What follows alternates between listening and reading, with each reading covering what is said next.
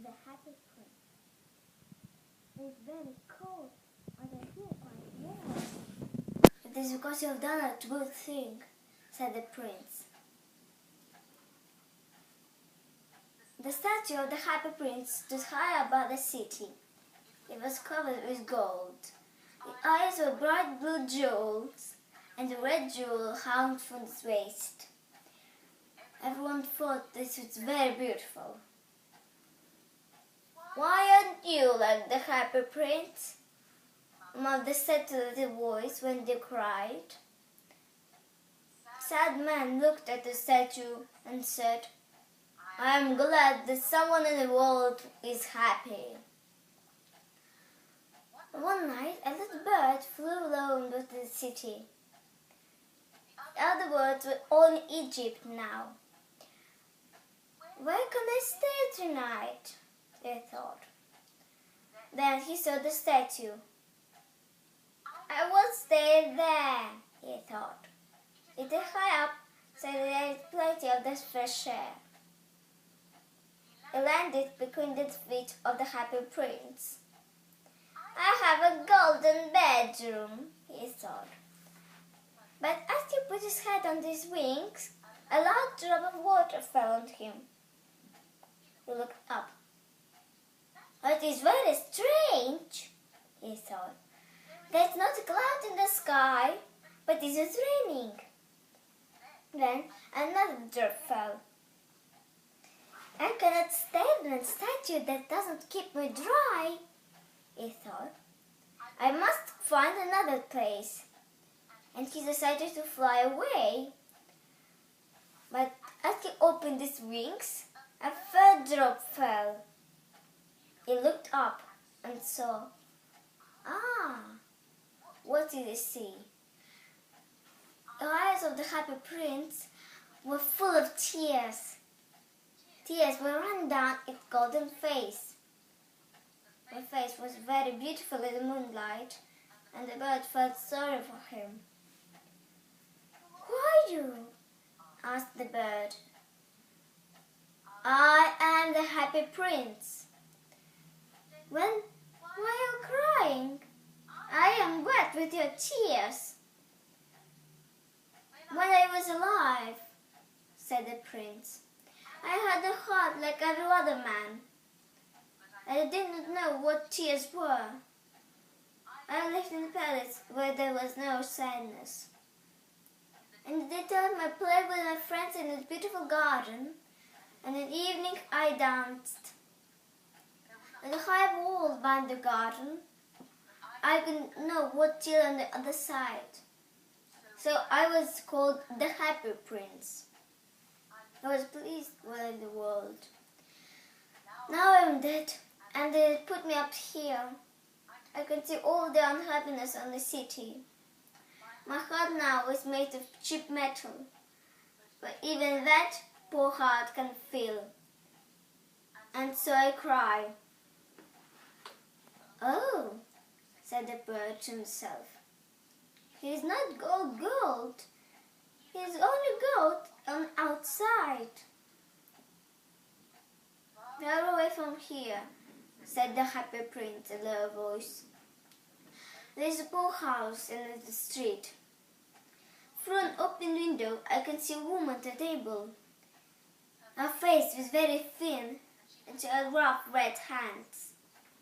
He is making a dress for one of the king's ladies who dance in the palace. A little boy is lying on the bed in the corner of the room. He is very ill. He is crying because you can only give him water from the river. Little bird, let me take my red jewel to her. I cannot move from here." "My friends are waiting for me in Egypt," said the bird. Little bird," said the prince, "please stay with me for one night and do this for me." The boy was crying, and his mother was so unhappy. The Happy Prince was very sad, and the bird was sorry for him. "It is very cold here," he said, "but I will stay with you for one more night. Tomorrow I will take a jewel." "Thank you, little bird," said the prince. So the bird took the great red jewel from the prince's waist, flew away to it on the roofs of the town. He passed the palace and heard the sound of dancing. A beautiful girl with a window at her lover. "I hope my dress will be ready for dance next week," she said. "But women are so lazy." The bird flew the little river and flew and flew. At last he came to the poor little house and looked inside. The boy was lying on the bed.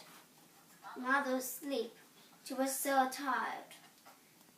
He flew in and put the great red jewel on the table. And he flew round the bed and went the air around the boy's face with his wings. "Oh," said the boy, "my face did not feel so hard. I think I am getting better." And he fell asleep. And the bird flew back to the happy prince. "It is strange," the bird said. "It is very cold, but I feel quite warm." "That is because you have done a good thing," said the prince. Then the bird fell asleep. When day came, the bird flew down to the river for a bath. The clever man saw him. "But it's very unusual," he said. "That kind of bird here in the winter. I must write that down." "We'll go to Egypt tonight," thought the bird. When the moon came up, he flew back to the happy prince. "And done anything for you in Egypt?" he said. Little bird," said the prince. "Please will you stay with me for one more night?" "My friends are waiting for me," answered the bird. "Far away to the city," said the prince. "I can see the young writer in a little room at the top of the house, sitting at the table and covered with papers. At his side there are some dead flowers. He's trying to finish the story, but it is very cold and he cannot write. There is no fire in the room. It is weak and hungry. I will wait with you for one more night," said the bird kindly. "What shall I take to him?" "Take him one of my eyes," said the prince, and made of beautiful blue stones from India.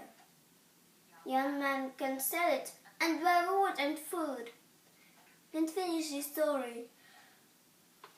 "Take out the others, dear prince," said the bird.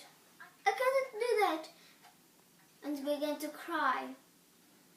"Do it," said the prince. So the bird took out the prince's eye and flew away to the young man's room. It was easy to get him, but there was a hole in the roof. The young man was sitting with his head in his hands, so he did not hear the bird's wings. When he looked up, a beautiful blue jewel was lying on the dead flowers. "Someone is like my stories," he cried happily. "This is a gift from someone who has read my books. Now I can finish writing this story." And the next day, the bird flew down to the river. He watched the seamen working on the ship. "I want to go to Egypt," he cried. No one listened to him. And the moon came up and went back to the happy prince. "I had come to say goodbye to you," he said. Little bird," said the prince. "Please will you stay with me for one more night?" "It is winter," answered the bird. "The snow will soon come. Egypt, the sun is warm and the trees are green. Dear prince, I must leave you, but I will never forget you." A little girl is standing there in the square below. She is selling eggs. Her eggs are full on the ground and they're broken. She has no money to take home. Her father will hit her. Take out my other eye and give it to her. "I I will stay with you for one more night, said the bird. But I cannot take out your other eye. You will not be able to see. Do it, said the prince. And the bird took out the prince's other eye and flew down to the girl and put the jewel in her hand. This is a beautiful piece of glass, cried the little girl, who went home laughing. Then the bird flew back to the prince. I cannot see now, he said, so I will stay with you. No, said the poor prince. You must go to Egypt. I will stay with you, repeated the bird, and she slept at the prince's feet. The next day he stayed with the prince. He told him prince stories about the strange lands they knew. Dear little bird, said the prince, you are telling me about strange and wonderful things. With suffering men and women stranger than anything. Fly with my city, little bird. Show me what you see there. Said the swallow flew at the great city. He saw the rich eating and drinking and the beautiful houses. He saw the poor people sitting at the gate. He flew into the dark street and saw the white faces of hungry children with sad eyes. And the rich two little boys were lying close together to keep warm. We are so hungry, they said. You cannot lie there, shouted the guard. Then the bird flew back and told the prince, I am covered with fine gold, said the prince. Take it off, piece by piece, and give it to my poor people. The bird pulled off the gold until the happy prince looked grey and ugly. The bird took the gold to the poor until their faces would get brighter. We have bread now, he cried. And the snow came. I swallowed the snow and hung down from the roofs of their houses. Everyone was thick and cold. Little bird began to call them. He didn't leave the prince because he loved him too much. What he was saying. Goodbye, dear prince, he said. I kiss you. I am glad that you're going to Egypt, said the prince. You stayed too long. Kiss me, because I love you. I'm not going to Egypt, said the bird. I'm going to the house of death. He kissed the prince and fell down dead at his feet. And then there were strange sounds inside the statue. Crack! Metal heart broke into 2 pieces. Early next morning, an important man in the city was walking below with 2 of his friends. He looked up at the statue. Prince doesn't look very bright, he said. Its stone has disappeared. The eyes are not there, and he is not golden. He looks like a beggar. Yes, he does, said the man's friends. It is that bird, his feet, said the officer. We must make an order that birds cannot die here. And they pulled down the statue of the happy prince and put it in the fire. A stream of bright metal ran out. This is strange, said the workman. This broken piece and the metal of the statue has stayed hard. We must throw it away. So they threw it away with a dead bird. Then God said to his servants, bring me the 2 best things in the city, the broken heart and the dead bird. Yes, you have brought the right things, God said. They said the bird will sing forever in my garden, and the happy prince will stand in my city of the gold.